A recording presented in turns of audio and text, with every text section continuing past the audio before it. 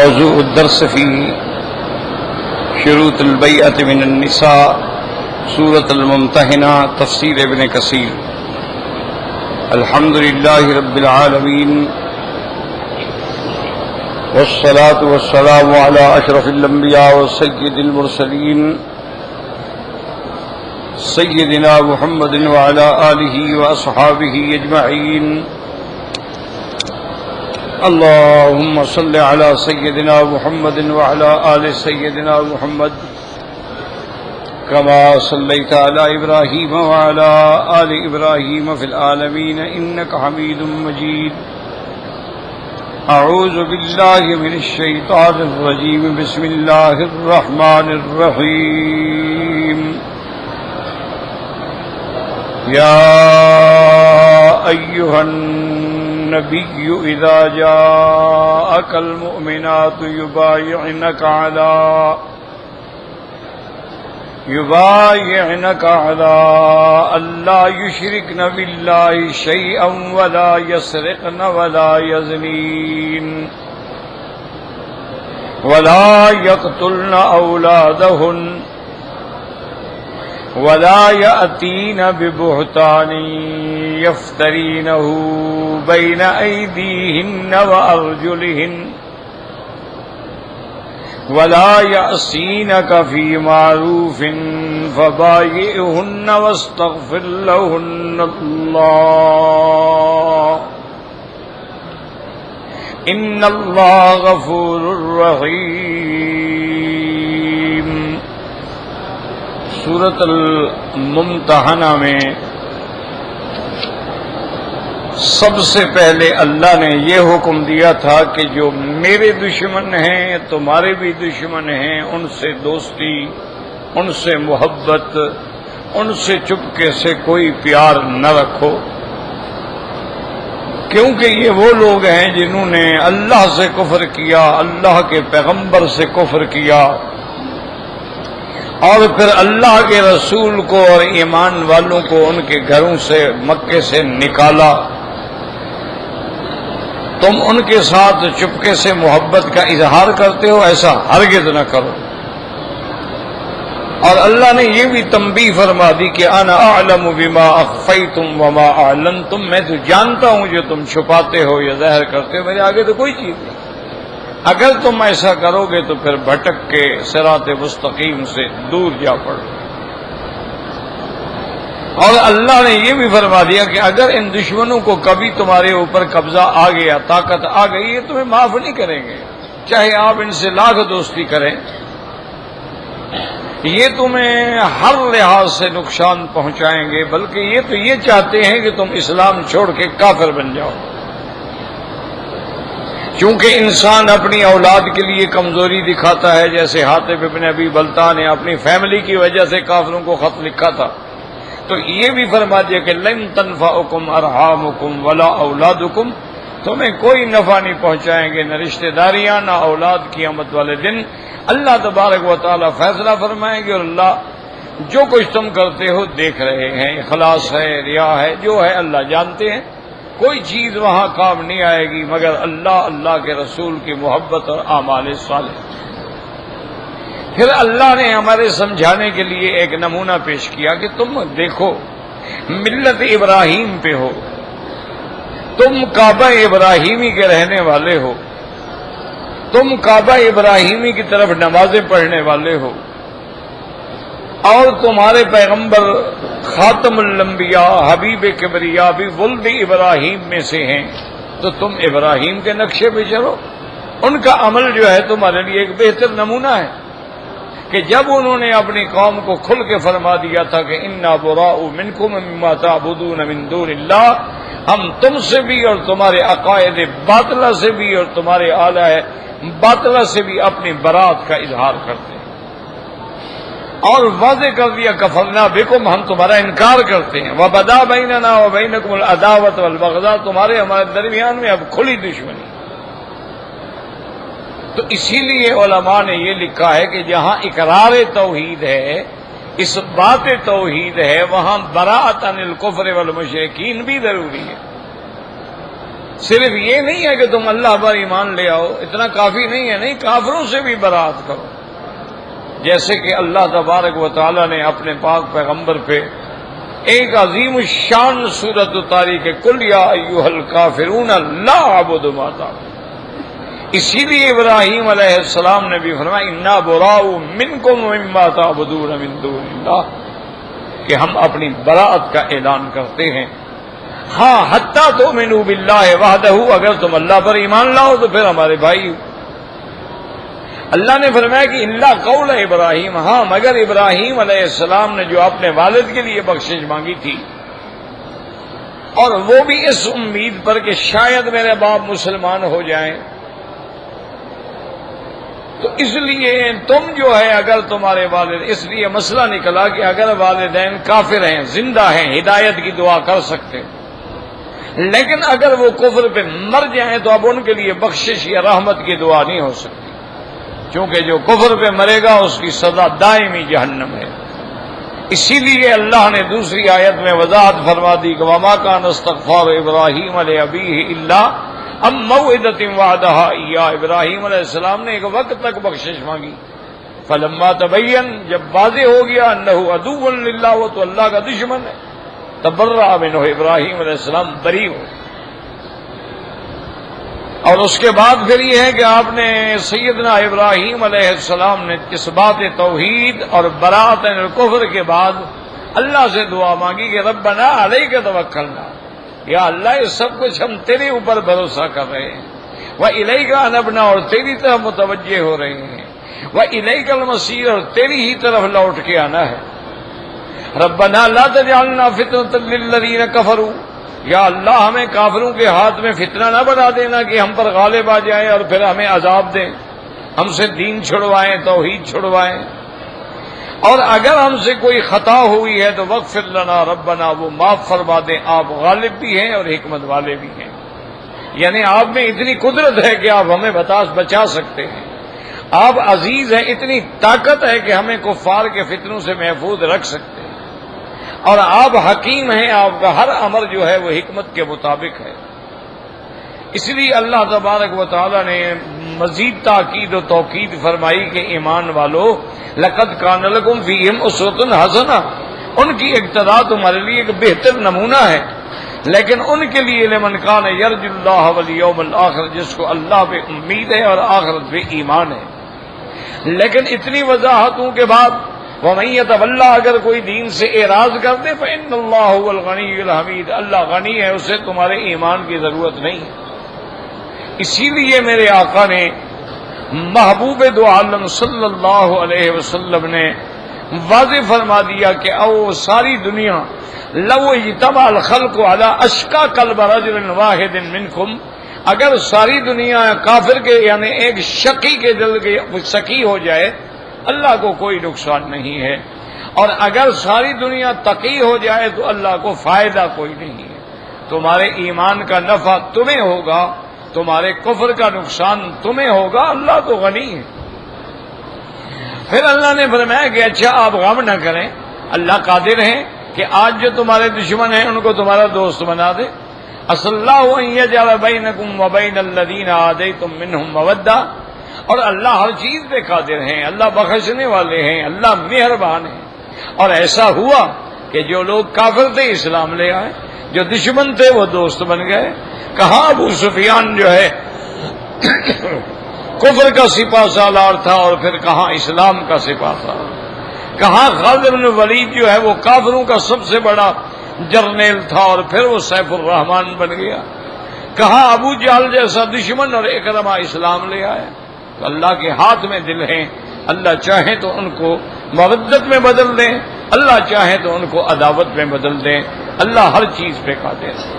پھر اللہ نے یہ بھی حکم فرمایا کہ ہم نے جو منع کیا ہے تمہیں کہ کافروں سے دلی تعلق نہ رکھو، ان سے مراد وہ کافر ہیں جو محارب ہیں، جو تم سے ہر وقت لڑ رہے ہیں، تمہیں نقصان پہنچا رہے ہیں۔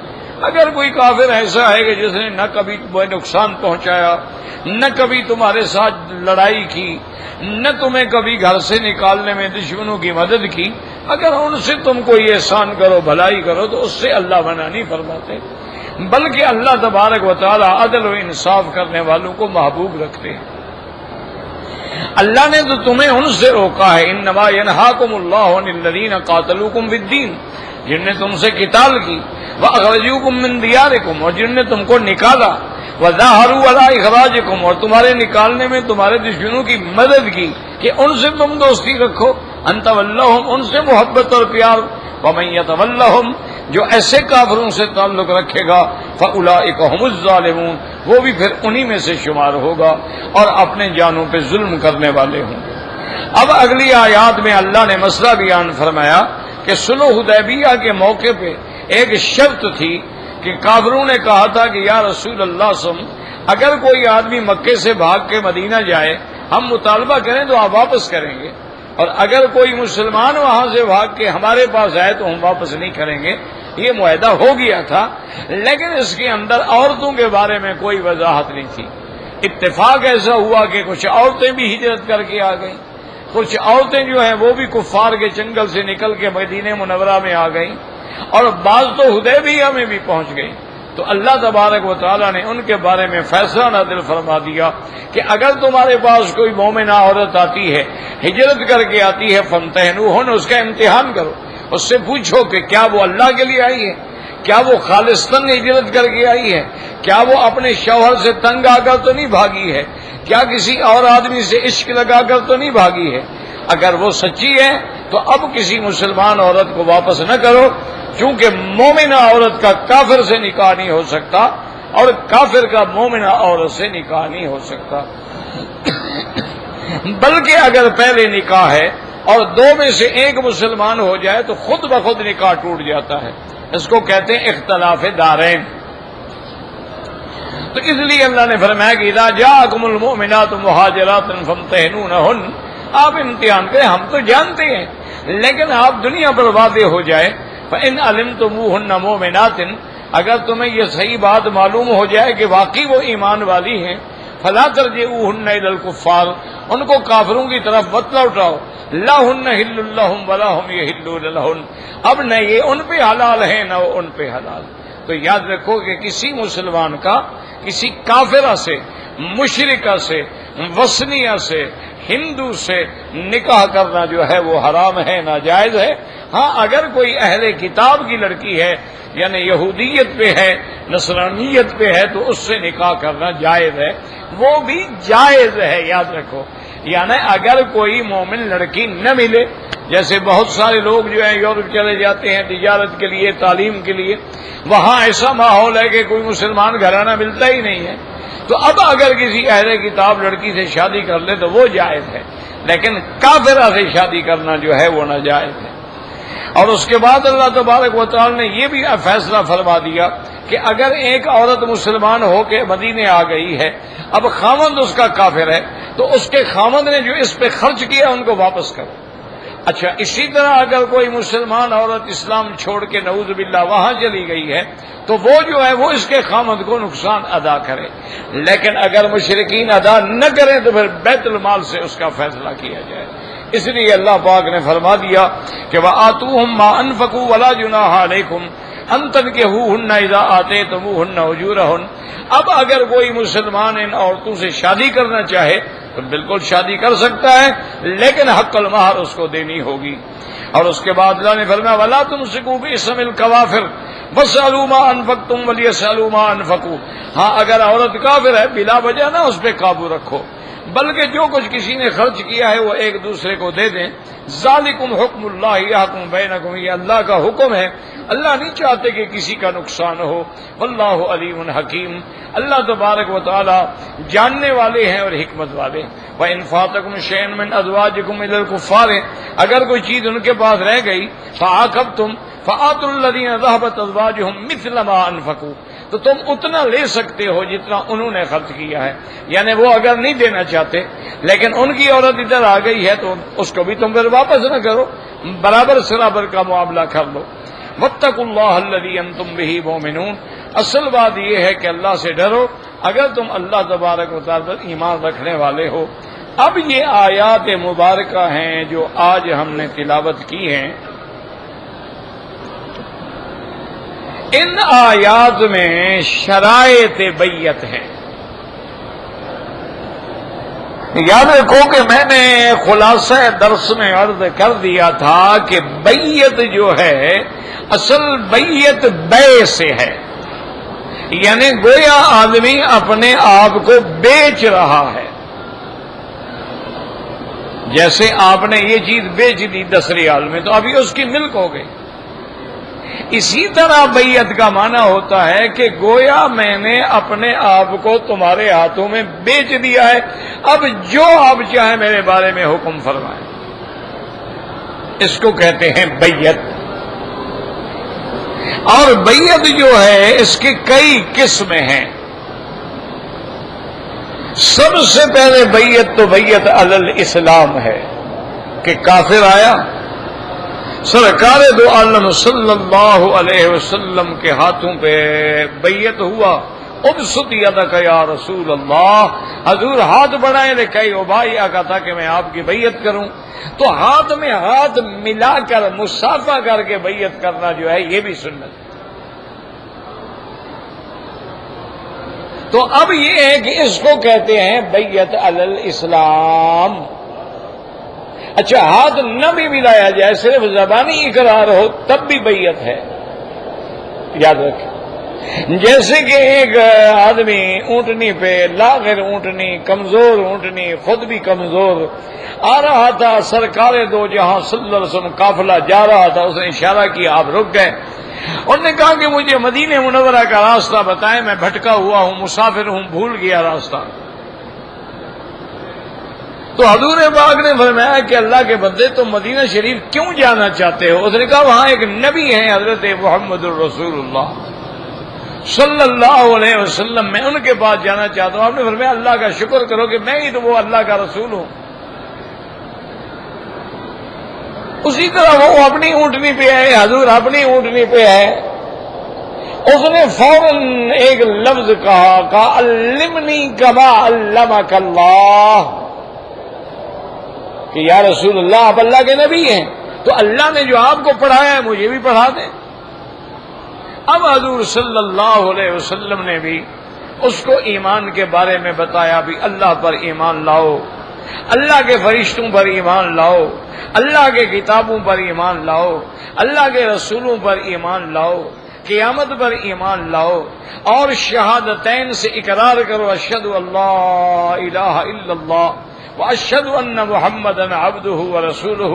وہ سنتا رہا، حضور فرماتے رہے، وہ سنتا رہا. جب سرکار دو جہاں نے اپنی بات مبارک کو ختم فرمایا تو اس بیچارے نے اتنا کہا قد اقررت بذالک، یا رسول اللہ آپ جو فرما رہے ہیں میں نے اقرار کیا، میں مانتا ہوں. تو صحابہ کہتے ہیں اس کا اونٹ جو تھا نا، اس کی پاؤں جو ہے وہ نیچے کسی گڑھے میں گیا اور اونٹنی کو دھکا لگا، وہ کمزور آدمی تھا، فوراً گرا، فوراً شہید ہو گیا. یعنی ابھی اس نے کوئی نماز نہیں پڑھی، ابھی اس نے کچھ نہیں کیا ہے. سرکار دو عالم اپنی اونٹنی سے اترے اور اس کو اٹھایا اور اس کے سر کو اپنے گود میں رکھا اور فرمایا عمل قلیلا واجر کثیرا. یہ وہ بندہ ہے جس نے عمل تو کچھ نہیں کیا لیکن ثواب بڑا لے گیا ہے. یہ کئی دنوں سے بھوکا پیاسا مجھے تلاش کر رہا تھا. تو اب دیکھیں اس نے ہاتھ تو نہیں ملایا لیکن اس نے کہا قد اقررت بذالک، میں اقرار کرتا ہوں، تو بیعت ہو گئی. اس کو کہتے ہیں بیعت علی الاسلام. یاد رکھ ایک قسم. دوسری بیعت ہوتی ہے بیعت علی الجہاد، کہ امیر المؤمنین، امیر المسلمین جو ہے وہ بیعت لیتا ہے کہ بھی جہاد کے لیے بیعت کرو، کہ ہم اللہ کے راستے میں نکلیں گے، جہاد کریں گے، اعلاء کلمت اللہ کے لیے کفر سے لڑیں گے. کوئی ذاتی غرض نہیں ہوگی، کوئی دولت نہیں ہوگی، کوئی مقام نہیں ہوگا، اللہ کی رضا کے لیے نکلیں گے. اس کو کہتے ہیں بیعت علی الجہاد، اور یہ بھی ثابت ہے. اسی طرح ایک تیسری قسم ہے بیعت علی الموت بھی کہہ سکتے ہیں، اس کو بیعت علی الثبات بھی کہہ سکتے ہیں، کہ بھی جیسے کہ سیدنا عثمان غنی رضی اللہ تعالی عنہ کی شہادت کے بارے میں خبر ملی، حضور جوش میں آ گئے. آپ نے فرمایا صحابہ سے کہ آؤ میری بیعت کرو اور عہد کرو کہ ہم کافروں کا مقابلہ کریں گے حضرت عثمان کا بدلہ لیں گے اور میدان جنگ سے نہیں ہٹیں گے، یا شہادت ہوگی یا پھر ہم کامیاب ہوں گے۔ تو اس کو بیعت علی الموت بھی کہا گیا ہے کہ اگر امیر المومنین چاہتا ہے کہ کفر کے مقابلے پہ بیعت لے کہ ابھی ہم اتنا جم جائیں گے کہ میدان کبھی نہیں چھوڑیں گے، چونکہ میدان جنگ چھوڑ کے بھاگنا جو ہے وہ کبائر میں سے ہے، گناہ کبیرہ میں سے۔ تولی جو ہے نا، انسان پیٹھ دے کے بھاگ جائے تو گناہ کبھی۔ تو یہ وہ بیعت تھی جو حدیبیہ میں حضور صلی اللہ علیہ وسلم نے دی تھی، یہ بھی بیعت۔ اسی طرح ایک چوتھی قسم اس کو کہتے ہیں بیعت علی السمع والطاعہ، کہ ہم اس بات پہ بیعت کرتے ہیں شیخ کہ ہم آپ کی بات سنیں گے اور مانیں گے، لیکن یاد رکھیں کہ بات سنیں گے مانیں گے، لیکن اگر اللہ رسول کے خلاف ہوگی تو کبھی نہیں مانیں گے، کیونکہ لا طاعۃ لمخلوق فی معصیۃ الخالق۔ یہ منع نہیں کہ کل ہمیں پیر کہے نماز چھوڑ دو، کل ہمیں وہ کہے زکوٰۃ دینا چھوڑ دو، نہیں، لا طاعۃ لمخلوق فی معصیۃ الخالق، اللہ کی نافرمانی میں کسی کی فرما برداری نہیں ہوتی ہے۔ اس کو کہتے ہیں بیعت علی السمع والطاعہ۔ تو اسی بیعت سے علماء اور مشائخ نے یہ ثبوت نکالا ہے کہ مشائخ بیعت کرتے ہیں، بڑے بڑے بزرگان دین جو ہیں وہ بیعت کرتے ہیں، تو ان کا مقصد بھی یہی ہوتا ہے کہ وہ ہمارے ارشاد، ہمیں راستہ دکھاتے ہیں اور ہماری اصلاح کرتے ہیں اور ہمارا تزکیہ کرتے ہیں، ہمارے اندر باہر کو صاف کرتے ہیں، ہمیں اس قابل بناتے ہیں کہ ہم خلق سے کٹ کے خالق کے ساتھ جڑ جائیں۔ تو یہ بیعت بھی جائز ہے، لیکن اس میں صرف دیکھنا یہ ہوگا کہ آپ جس آدمی کی بیعت کر رہے ہیں وہ صحیح معنی میں موحد ہو اور متبع سنت محمد مصطفیٰ ہو، یعنی کسی کی کرامتیں دیکھنے کی ضرورت نہیں ہے، کرامت کوئی ایسی چیز نہیں ہوتی۔ الاستقامت فوق الف کرامت، دین پر جو استقامت ہے وہ 1000 کرامت سے بھی زیادہ بہتر ہے۔ تو لہذا یہ دیکھنا ہوتا ہے اگر ایسی چیز ہو کہ بھئی یہ بندہ اللہ کے رسول کے حکم کا پابند ہے اور پھر یہ ہماری اصلاح کرنے کی صلاحیت بھی رکھتا ہے۔ اب آپ اس کی ایک چھوٹی سی مثال دیکھیں کہ حضرت حاجی امداد اللہ مہاجر مکی جو تھے رحمت اللہ علیہ، بہت بڑے بزرگ ہیں اور بڑے شیخ المشائخ ہیں، مکہ میں دفن ہیں جنت المعلا میں۔ تو بڑے بڑے علماء جو تھے، حضرت گنگوہی جیسے، حضرت تھانوی جیسے، حضرت مدنی جیسے، بڑے بڑے رائے پور کے خاندان، سب حضرت حاجی صاحب سے بیعت تھے۔ اتفاق یہ ہوا کہ ایک آدمی نے مسئلہ پوچھا میلاد کے بارے میں، اور یہ اگر پڑھے لکھے حضرات جو ہیں نا پڑھنا چاہیں تو اس میں بہت بڑا علم ہے ماشاءاللہ۔ تذکرۃ الرشید ایک کتاب ہے جس میں حضرت گنگوہی رحمت اللہ علیہ کی حیات سوانح عمری سمجھ لیں، اس میں حضرت تھانوی رحمت اللہ علیہ اور حضرت گنگوہی رحمت اللہ علیہ کے درمیان مسئلہ میلاد پہ کلمی بحث ہے۔ حضرت تھانوی قائل تھے، حضرت گنگوہی قائل نہیں تھے۔ تو وہ عجیب خطوط ہیں، لیکن علم والے کو پڑھنے چاہیے، عام آدمی تو سمجھ ہی نہیں سکتا۔ جو اہل علم ہیں وہ اگر پڑھیں نا تو پھر پتہ لگے گا کہ علم کس کو کہتے ہیں۔ اب حضرت تھانوی رحمت اللہ علیہ جناب اس کے جائز ہونے پہ دلائل دے رہے ہیں، اور جب حضرت گنگوہی رحمت اللہ علیہ کے پاس خط پہنچتے ہیں حضرت اس کے رد میں فوراً لکھ دیتے ہیں۔ اس طرح وہ خطوط سارے کے سارے چھپے ہوئے ہیں، اور آخر میں حضرت تھانوی رحمت اللہ علیہ نے لکھا کہ حضرت الحمدللہ اتنی بڑی بحث کے بعد میرا بھی انشراح صدر ہو گیا، میں بھی اب اسی عقیدے پہ ہوں کہ میلاد بنانا جائز نہیں ہے، میں نے اب آپ کی بات سمجھ لی۔ تو کسی نے حضرت گنگوئی سے کہہ دیا. انہوں نے کہا حضرت آپ بڑے عجیب لوگ ہیں کہ آپ حضرت حاجی صاحب سے بیعت ہوئے ہیں اور ایک بات تو یہ ہے کہ وہ عالم ہی نہیں اور آپ اتنے بڑے عالم ہیں. تو عالم ہو کر کسی غیر عالم سے آپ بیعت کیوں ہوئے؟ ایک.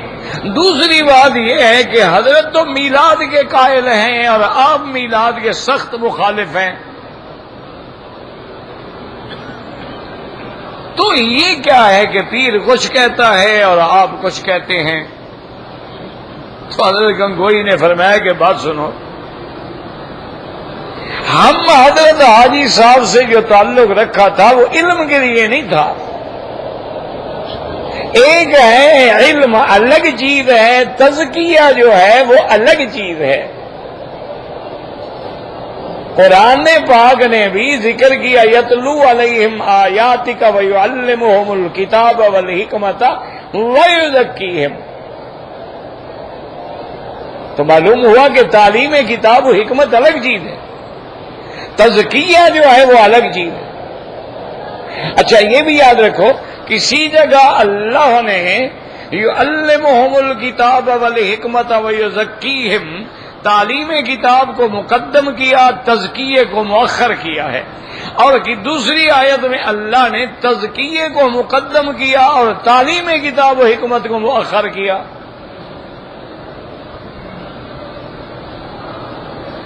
یزکیہم ویعلمہم الکتاب والحکمت. تو یہ تقدیم تاخیر کیوں ہوئی ہے؟ تو اس لیے علماء نے لکھا ہے، مفسرین نے لکھا ہے رحمت اللہ علیہم اجمعین نے، کہ جہاں تزکیے کو مقدم کیا ہے وہاں اللہ نے تنبیہ فرمائی ہے کہ بھئی صرف اپنے علم پہ نازا نہ رہنا، پہلے اندر کی صفائی کا بھی خیال کرو. اندر کی صفائی نہیں ہوگی تو علم کیا فائدہ دے گا؟ اگر تم نے عطر گندی شیشی میں ڈال دیا وہ تو عطر تباہ ہو جائے گا. تم نے اگر دودھ کو گندے برتن میں ڈال دیا دودھ تو پھٹ جائے گا. تو پہلے تزکیے پہ زور دیا کہ عالم یا مولوی اپنے علم پہ ناز کرتے ہوئے ایسا نہ ہو کہ تزکیے کو چھوڑ بیٹھے. وہاں تزکیے کو مقدم کیا. اور کسی جگہ اللہ نے علم کتاب و حکمت کو مقدم کیا کہ صرف تزکیے پہ نہ لگے رہنا، کہیں رہبانیت میں نہ پڑ جاؤ، کتاب و حکمت کے علم کو بھی سامنے رکھنا. کیونکہ نصارہ نے بھی تو یہی کیا تھا نا کہ راہب بن گئے، غاروں میں چلے گئے، پہاڑوں میں چلے گئے، ساری دنیا سے وہ تو راہب بن گئے. تو کہیں تم بھی راہب نہ بن جاؤ. لا رہبانیت فی الاسلام، اسلام میں کوئی رہبانیت نہیں ہے. تو تعلیم و کتاب و حکمت کو مد نظر رکھو. اچھا اس کو دوسری چیز یوں سمجھ لے کہ ہم نماز پڑھتے ہیں اہدنا الصراط المستقیم صراط الذین انعمت علیہم، یا اللہ ہمیں سیدھا رستہ دکھا، اور سیدھا رستہ ان لوگوں کا جن پر تمہارا انعام ہے. تو کیا معنی صرف کتاب بھی کافی نہیں اور صرف وہ لوگ بھی کافی نہیں. اللہ والوں کے سوا کتاب سمجھ نہیں آئے گی، اور کتاب کے بغیر ہم اللہ والوں کا فیصلہ نہیں کر سکیں گے. تو ہم اولیاء اللہ کو کتاب و سنت کی روشنی میں دیکھیں گے اور کتاب و سنت کو ان سے سمجھ کے اس پہ عمل کریں گے، تب ہماری راستہ جو ہے وہ سیدھا رہے گا. تو حضرت حاجی صاحب کے بارے میں حضرت گنگوئی نے فرمایا کہ بات سنو، ہم نے ان کو شیخ بنایا ہے اپنے تزکیہ نفس کے لیے، ہم نے علم کے لیے نہیں بنایا.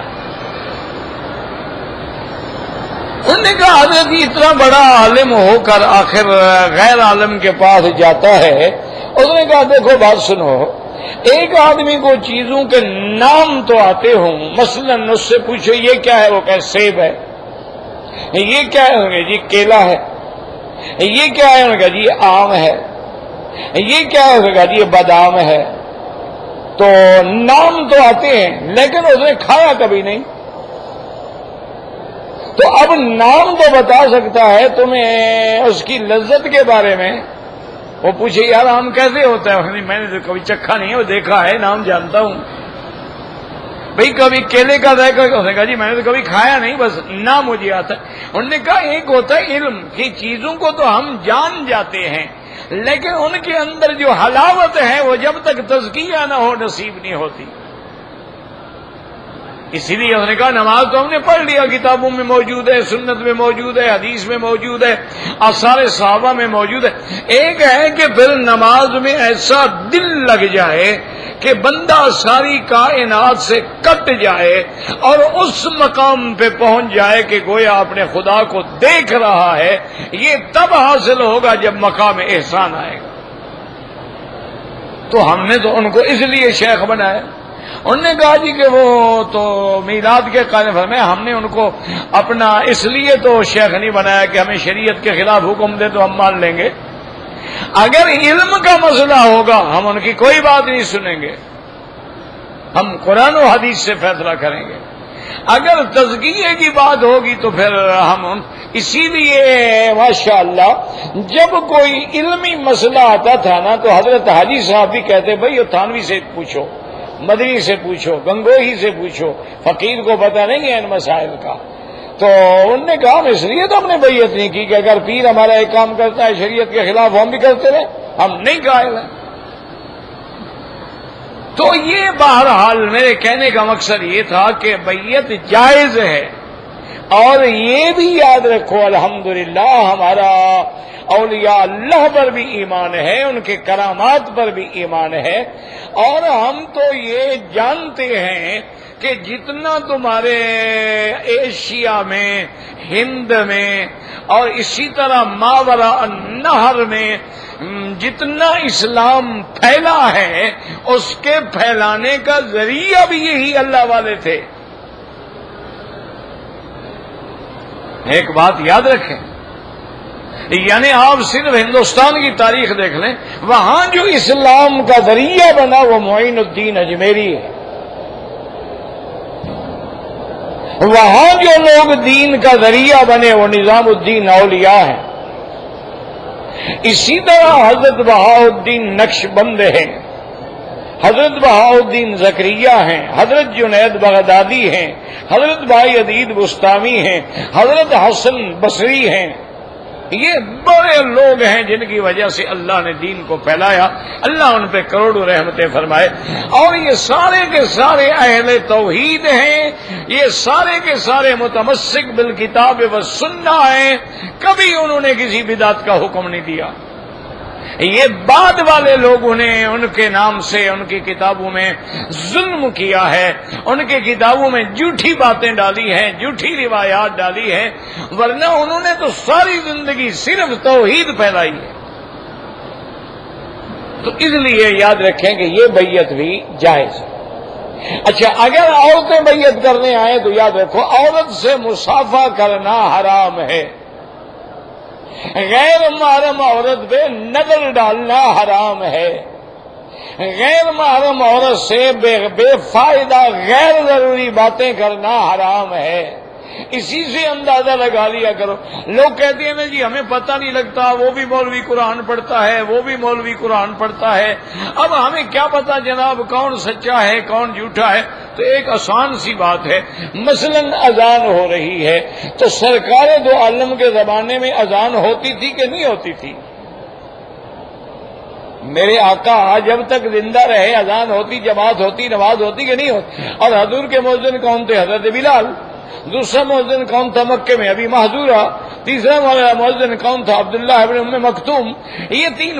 اب دیکھ لو کہ اگر یہ آدمی اذان سے پہلے صلاۃ و سلام پڑھ رہا ہے اور حضرت بلال نے تو پڑھے نہیں، صاف واضح ہو گیا کہ اہل بدعت اہل سنت نہیں ہے۔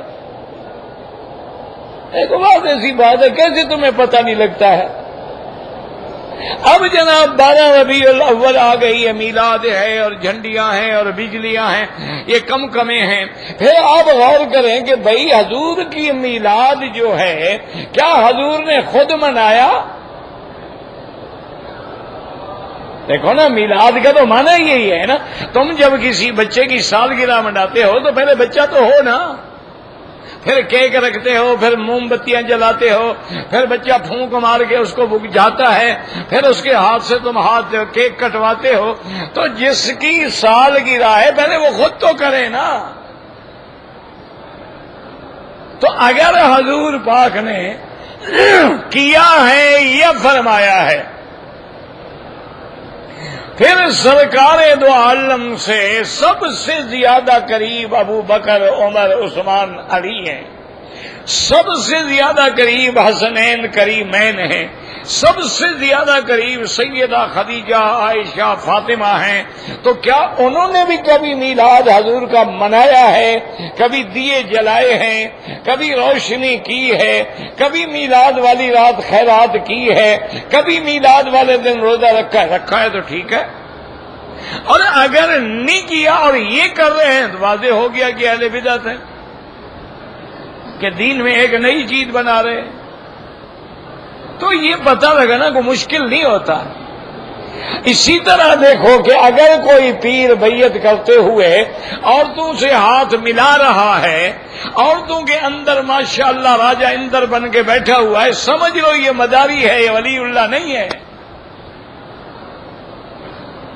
اگر یہ اللہ والا ہوتا، اللہ کا ولی ہوتا تو غیر محرم پہ نظر ہی نہ ڈالتا. اسی لیے بی بی عائشہ فرماتی ہے کہ واللہ مجھے اللہ کی قسم ہے میرے مدنی پاک کا ہاتھ کسی غیر محرم عورت کے قریب چھو کے بھی نہیں گزرا. مس مانا ایسے چھو کے گزر جانا، ذرا لگ کے گزر جانا. مسافہ تو الگ بات ہے، اسے پکڑا جائے گا نا. فرماتی ہے ما مس ید رسول اللہ، سرکار دو جہاں کا ہاتھ تو کسی سے ایسے چھو کے بھی نہیں گزرا. حضور تو فرما دیتے تھے کتبا یا تو کننا ہے بیویاں، میں نے تمہاری بیعت کر لی بس. تو اس لیے حکم ہے کہ عورت سے بیعت ہوگی لیکن حجاب ہوگا.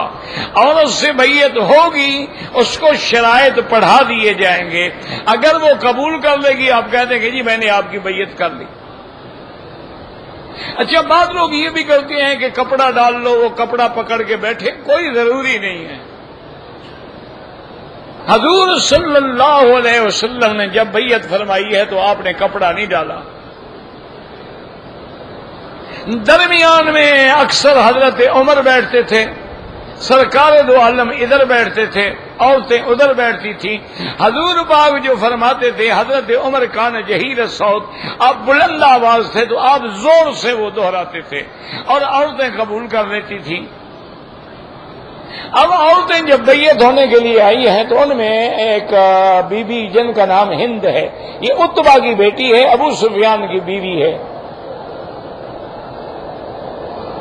اور اس کا باپ جو ہے وہ مارا گیا اب جنگ بدر میں. تو اس نے اپنے خاندان کا بدلہ لینے کے لیے حضرت وحشی کو تیار کیا، انعام دیا کہ سیدنا حمزہ کو شہید کریں اور ان کا کلیجہ نکال کے لے آئیں کہ میں کھاؤں گی. تو آج وہ بی بی ہند بھی بیعت کے لیے آ کے بیٹھی ہیں.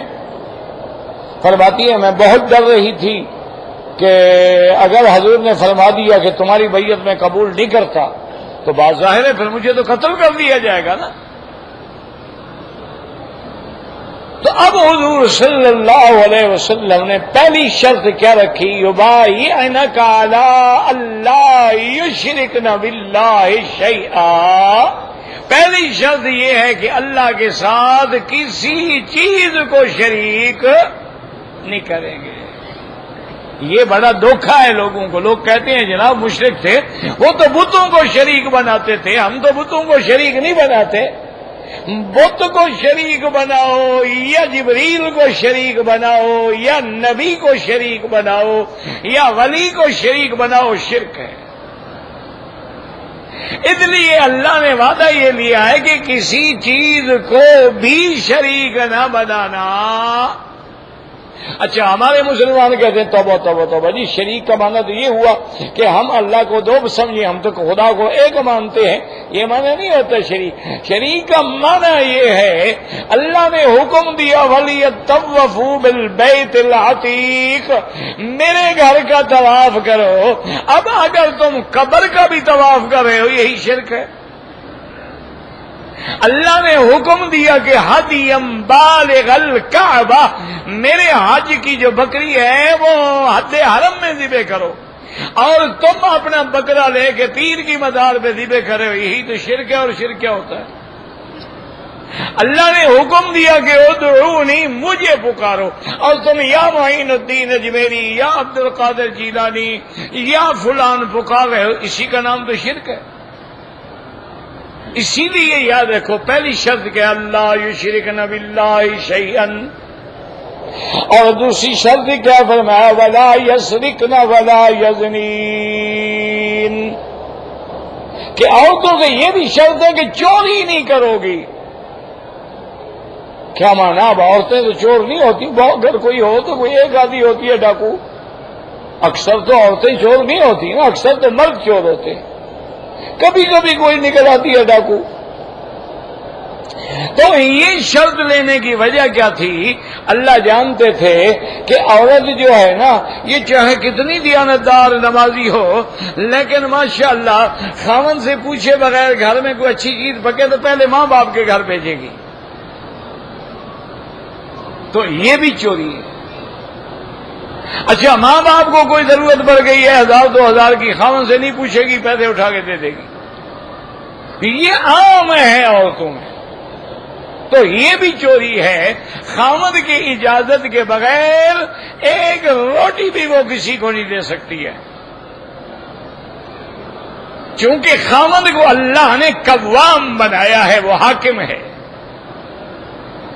اس لیے ان سے یہ شرط لی گئی۔ اب دیکھیں نا مکے کے لوگ تھے، عرب عورتیں تھیں، سردار عورت، کتنی سچی عورتیں تھیں۔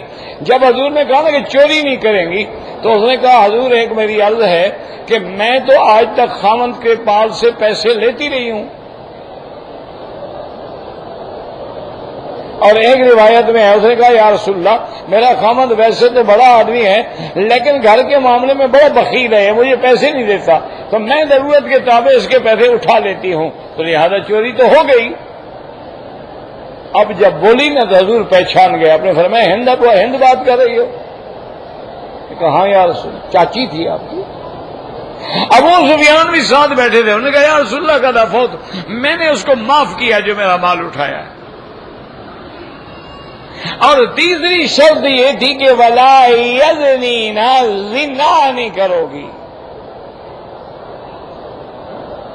زنا تو مرد بھی کرتا ہے عورت بھی کرتا ہے، دونوں سے شرط ہے، لیکن یہاں بطور خاص کہا گیا کہ ولا یزنین، اس لیے علماء نے بتلایا کہ زنا کا اصل ذریعہ اور سبب جو ہے وہ عورت بنتی ہے۔ دیکھو نا ایک عورت گھر سے ہی نہ نکلے، اس کی کسی نے آواز ہی نہیں سنی، شکل ہی نہیں دیکھی، وہاں زنا کا کوئی تصور ہے؟ یہ گڑبڑ کب ہوگی؟ جب وہ گھر سے نکلے گی، جب وہ میک اپ کرے گی، سنگار کرے گی، بڑا نیم اریاں سا لباس پہنے گی، روزانہ اپنے بالوں کی ہیئر سٹائل جو ہے تبدیل کرے گی، اور بڑی لٹک مٹک کے لوگوں سے باتیں کرے گی، پھر اگلا کام تو ہوگا نا۔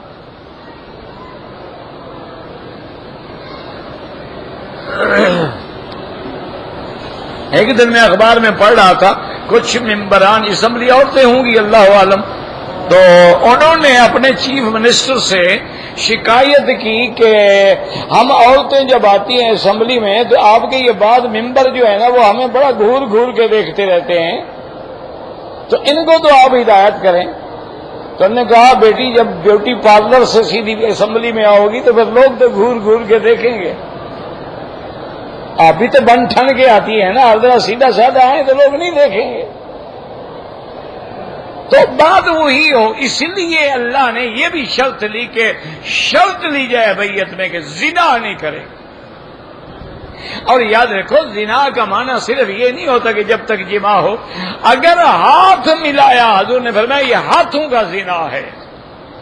تم نے آنکھوں سے غیر محرم کو دیکھا، فرمایا العینان تزنیان، یہ تیری آنکھوں کا گناہ ہے۔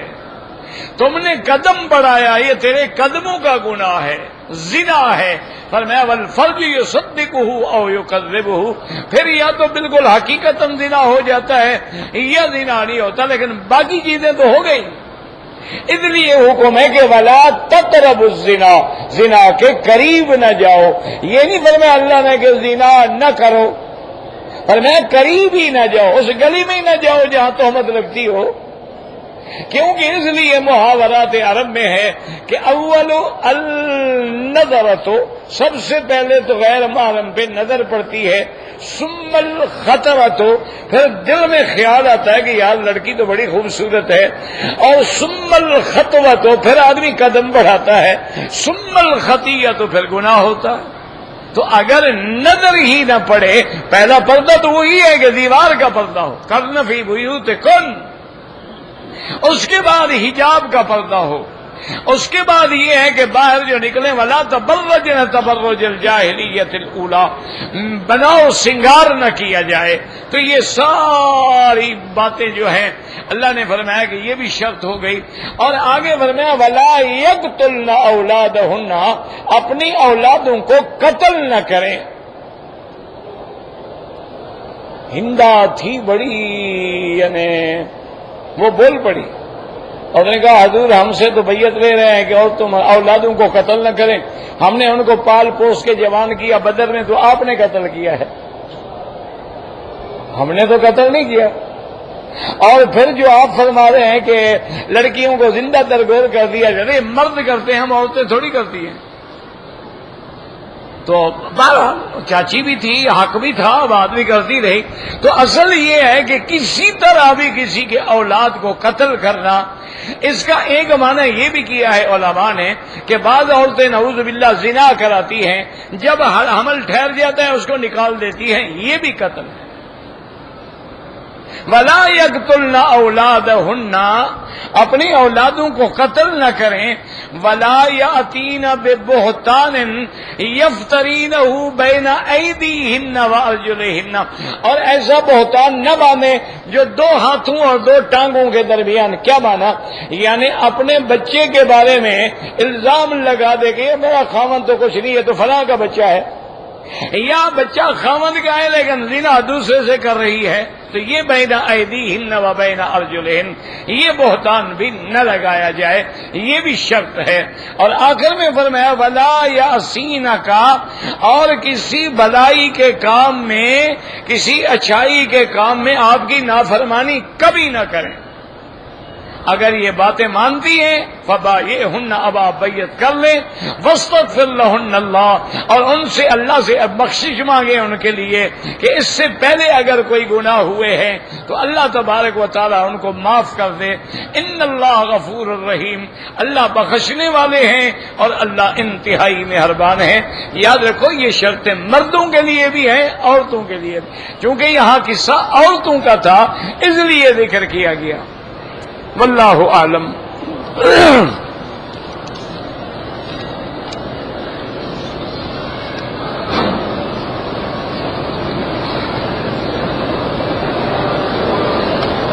کہتے جی کہ ایک عالم ہیں، وہ کہتے ہیں کہ دعوت کے بغیر دنیا میں اسلام کو کبھی عروج نہیں ہوگا۔ وہ ٹھیک کہتے ہیں نا، سب سے پہلے اللہ کے انبیاء نے دعوت کا کام ہی شروع کیا نا۔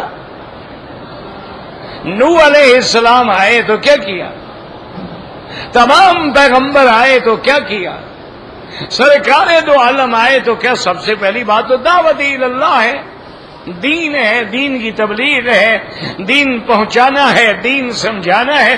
تو جب تک یہ ابتدا نہیں ہوگی دین عروج پہ کیسے جائے گا؟ ٹھیک کہتے ہیں وہ۔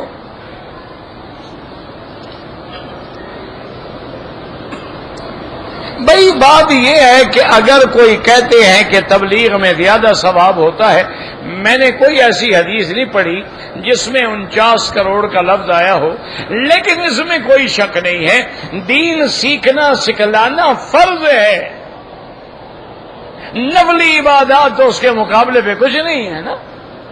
اللہ کے نبی نے حکم دیا ہے کہ اطلب العلم، علم حاصل کرو، طلب العلم فریضۃ علی کل مسلم و مسلمۃ، علم کا حاصل کرنا ہر مرد عورت پہ ضروری ہے۔ اللہ کے نبی نے حکم دیا ہے کہ بلغوا عنی ولو آیۃ، ایک آیت بھی تمہیں معلوم ہو میری طرف سے تبلیغ کرو، دین پہنچاؤ۔ حضور نے فرمایا فلیبلغ الشاہد الغائب، جو حاضر ہیں وہ ان کو پہنچائیں جو غائب ہیں۔ اللہ نے اپنے پیغمبروں کی جو ڈپٹی ہے وہ کیا ہے؟ بلغ ما انذر الیک من ربک، کہ میرے مدنی آپ پہنچائیں جو ہم نے آپ پہ اتارا ہے۔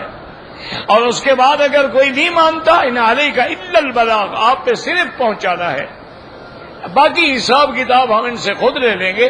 تو اگر دین کے راستے میں زیادہ ثواب اب دیکھو نا، حرم میں ایک نیکی کا 1 لاکھ ہے، ٹھیک ہے؟ اگر آپ حج پہ جا رہے ہیں اور پیدل جا رہے ہیں تو ہر قدم پر 700 حرم کی نیکیاں ملتی ہیں، تو وہاں چلنے کا ثواب زیادہ ہو گیا کہ نہیں؟ یعنی 700 کو 1 لاکھ سے ضرب دو، کتنا بن جائے گا؟ عورتیں بھی تبلیغ کر سکتی ہیں، بالکل کر سکتی ہیں، کیوں نہیں؟ بی بی عائشہ نہیں کرتی تھی؟ تمام حضور کی ازواج مطہرات لوگوں کو دین نہیں سکھاتی تھی؟ مجھے ایک بات سمجھ نہیں آئی، اللہ کے گھر میں ہو توبہ کرو،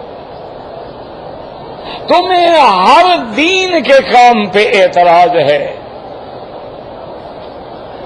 اگر کوئی گانے گا رہا ہے، مجرے کر رہا ہے، تھیٹر لگا رہا ہے، اس پر تو تم نے کبھی مسئلہ نہیں پوچھا۔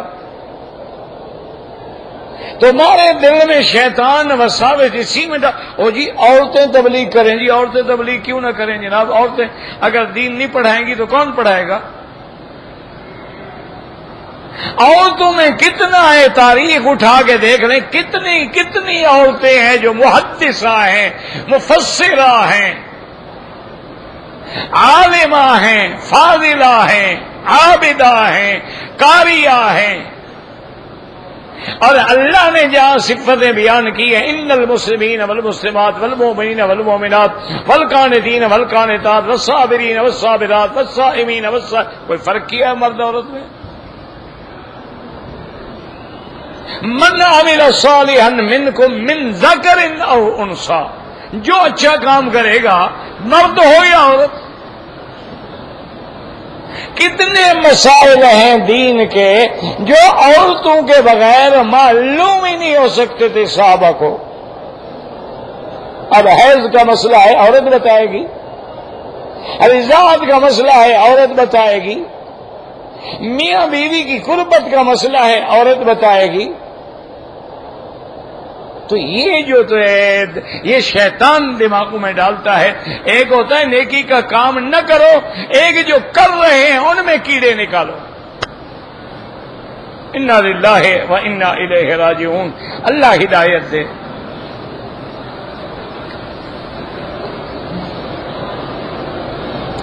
ایک میرا دوست ہے، نماز پڑھتے ہوئے قرآن رکھ لیتا ہے سامنے، اگر نفلی نماز ہے پھر دیکھ کے پڑھ سکتا ہے، لیکن قرآن کو ادب کی جگہ سے رکھے۔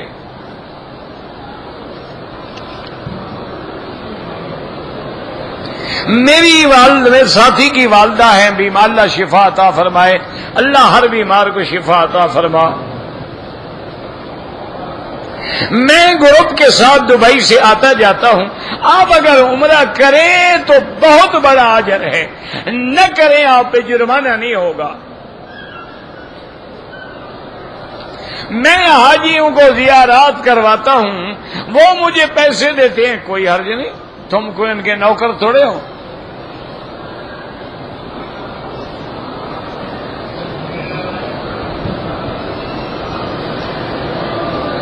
کہتے ہیں جی کہ میری ایک شیعہ سے ملاقات ہوئی، وہ کہتے ہیں کہ سب سے اول بھی حضرت علی ہیں اور آخر بھی حضرت علی ہے، تو اب کہاں ہے حضرت علی؟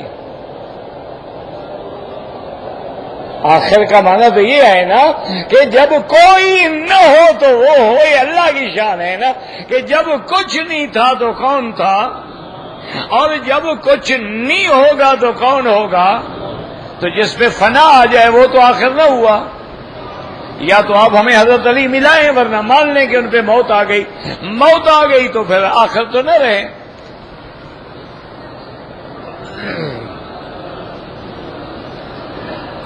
اگر ہم میقات میں ہیں، عصر کی نماز کے بعد احرام باندھیں تو 2 رکعت پڑھنے کی کوئی ضرورت نہیں ہے، کیونکہ عصر کے بعد نماز پڑھنا منع ہے. آپ بس احرام باندھیں، لبیک اللہم لبیک لبیک بعمرۃ چلے آئیں. اسی طرح طواف کی 2 رکعت جو ہیں احناف کے نزدیک افضل یہ ہے کہ مغرب کے بعد پڑھیں. امام احمد ابن حنبل رحمت اللہ علیہ کے نزدیک حرم میں ہر وقت جائز ہے.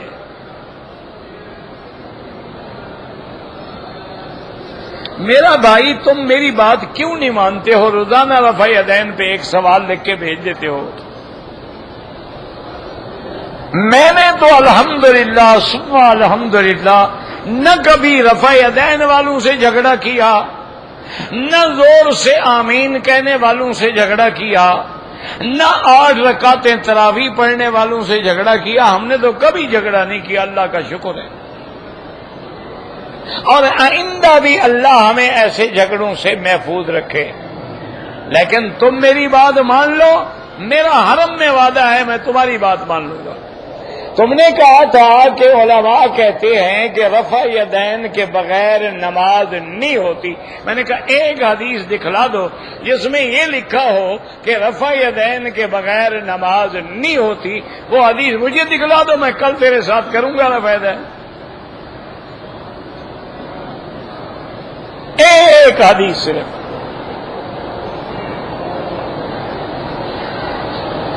اور یاد رکھو، ایک ہوتا ہے فعل، ایک ہوتا ہے قول. پہلے اللہ کے رحمت سے کسی اہل علم کے پاس جا کے علم پڑھو. اگر حضور پاک نے کوئی کام کیا ہے لیکن ہمیشہ نہیں کیا، وہ سنت نہیں ہوگا.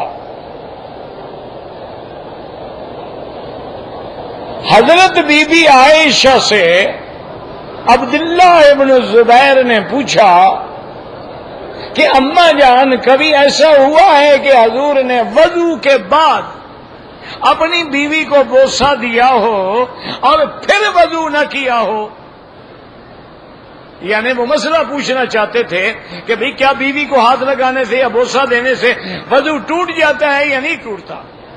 تو بی بی عائشہ نے فرمایا کان یقبل بعض نسائہ، حضور کبھی کبھی وضو کے بعد کسی بیوی کو بوسہ دیتے تھے لیکن دوبارہ وضو نہیں فرماتے تھے.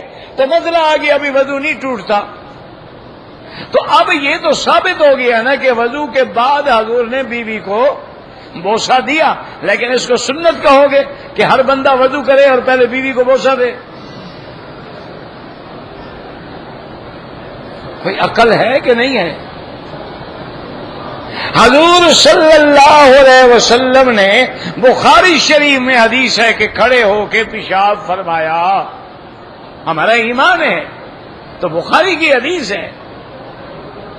تو اگر کھڑے ہو کے پیشاب فرمایا ٹھیک ہے، ہم کہتے ہیں، بعض محدثین کہتے ہیں آپ کو ارق النساء شٹیکا کی تکلیف تھی، اس کا علاج یہ ہے کہ کھڑے ہو کے پیشاب کیا جائے.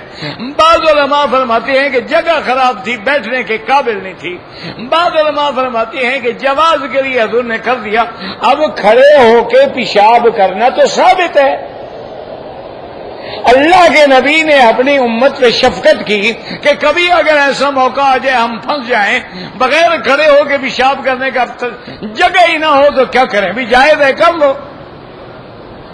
کیونکہ حضور نے کیا ہے. لیکن سنت کہو گے کہ کھڑے ہو کے پیشاب کرنا سنت ہے؟ تو کچھ مسئلے سمجھو، مجھے وہ حدیث دکھا دو، میں تمہارے ساتھ ہوں، جھگڑا ہے ہی نہیں.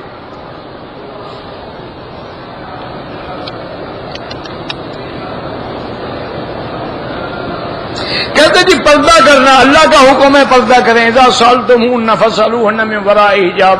باقی کہتے ہیں یہ کالا ہو یا نیلا ہو یا سفید ہو، مقصد یہ ہے عورت اپنا بدن چھپائے۔ یہ جو آج کل کوٹ اور فیشن اور اوپر کام ہے، یہ پردہ تھوڑا ہے، یہ تو دکھلانے کے لیے اور فتنہ ہے۔ اس کے اوپر پردہ ہونا چاہیے، یہ تو حرام ہے۔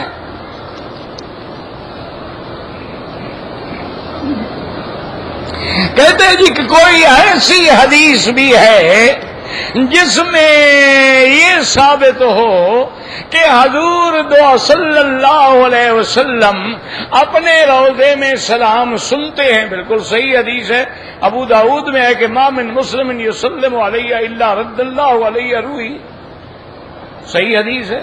فرمایا دور سے درود پڑھا جاتا ہے، اللہ نے فرشتوں کی ذمہ داری رکھی ہے، وہ مجھے پہنچاتے ہیں، اور جو میرے روضے پہ سلام پڑھتے ہیں وہ میں خود سنتا ہوں۔ کہتے ہیں جی کہ میں نے سنا ہے کہ یہاں کے امام جو ہیں عورتوں کی نیت نہیں کرتے، تو آپ ان سے جا کے پوچھیں، ساری بات میں نے بتانی ہے، ان سے جا کے پوچھ لیں کہ جناب آپ نیت کرتے ہیں کہ نہیں کرتے، مسئلہ حل ہو جائے گا۔ اچھا ویسے بھی اگر مردوں کی نیت کر لی جائے تو عورتیں اسی کے تابع ہوتی ہیں۔ اللہ نے قرآن میں جو حکم دیے یا ایھا الذین آمنوا، یا ایھا الذین آمنوا، صرف مردوں کے لیے ہے، عورتوں کے لیے نہیں ہے۔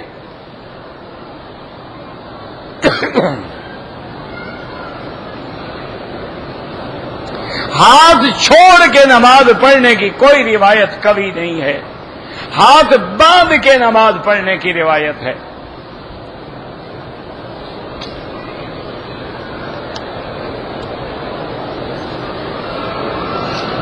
کہتے ہیں جی کہ ہمارے یہاں اولاد نہیں ہے، اللہ تبارک و تعالی آپ کے گھرانے میں اولاد نصیب کرے۔ ڈاکٹروں نے کہا ہے کہ آپ ٹھیک ہیں تو پھر آپ ایسے کریں، جو دعائیں ہیں نا اولاد کی قرآن میں، رب حب لی من لدنک ذریۃ طیبہ انک سمیع الدعاء، رب لا تذرنی فردا وانت خیر الوارثین، یہ دعائیں پڑھیں اور اللہ سے دعا مانگیں، انشاءاللہ اللہ رحمت کریں گے۔ اگر کسی آدمی کو نشہ تھا، اس نے نشے میں بیوی کو 3 دفعہ طلاق دی، طلاق طلاق طلاق، یہ اچھا نشہ ہے کہ اس کو طلاق کا لفظ کیسے یاد رہ گیا؟ بھئی طلاق تو عربی کا لفظ ہے، یہ تو عام آدمی کو بھی نہیں آتا، نشے والے کو کیسے یاد رہ گیا؟ مانا ہے جھوٹ بول رہا ہے، طلاق ہو گئی ہے۔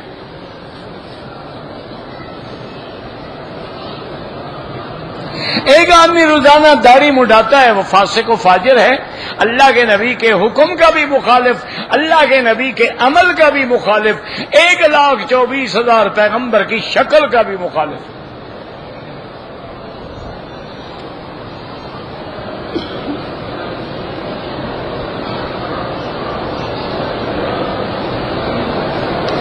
خلافت راشدہ جو ہے وہ حضرت حسن پہ ختم ہوئی ہے۔